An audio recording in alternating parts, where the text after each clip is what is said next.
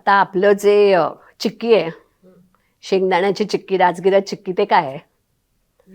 Nutrient भारच आहे ना तो, ट्रेडिशनल न्यूट्रिएंट भार. आता आपण त्याला फक्त छान रॅपर लावला आणि त्याला जरा थोडं नावं दिली किंवा त्याच्या कंटेंटप्रमाणे आपण त्याला म्हणतो की कॅल्शियम बार.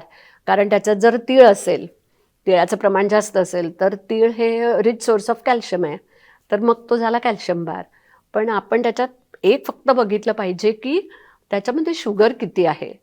कारण ॲज आय सेड की दिवसभरामध्ये तुम्ही इतक्या गोष्टींमध्ये शुगर खात असता आणि मग त्या न्यूट्रिएंट बारमध्ये पण ॲडिशनल शुगर, तर दॅट कॅन बी अवॉइडेड. हां, पण आता एखादा मूल दिवसभरात दुसरं कशातच शुगर खात नाही आहे, मग त्या न्यूट्रिएंट बारमध्ये असलं तर actually it is very healthy for that small. छोटी भूक असते.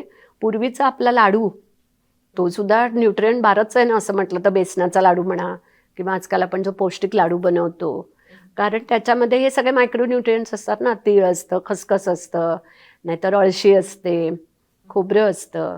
की जे दुकानात मिळतात त्या न्यूट्रिएंट बारच्या नाही, म्हणजे मी तेच सांगते की आपल्याकडे तो कॉन्सेप्ट पूर्वीपासून आहे.